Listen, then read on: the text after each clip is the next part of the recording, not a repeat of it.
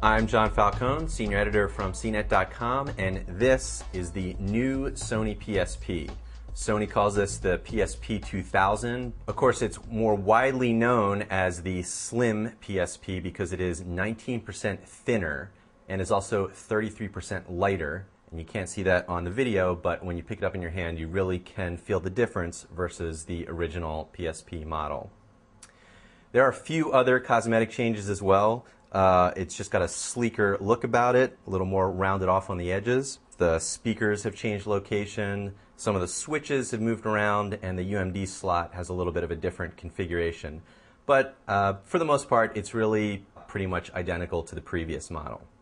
In terms of features, there are a couple extra niceties that PSP gamers will appreciate.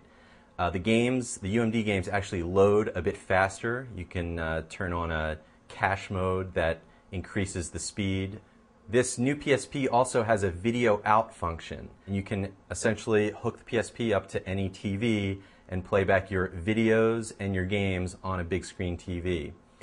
It works pretty well, although the videos can go full screen, whereas the games are limited to their native 480 by 272 resolution. So if your TV doesn't have a good zoom function, you're kind of caught in a window box situation with the game in the middle of the screen.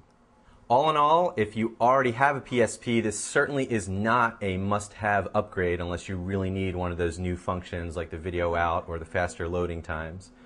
That being said, if you haven't gotten a PSP yet, this model is the same price as the last one and a lot more attractive than its predecessor.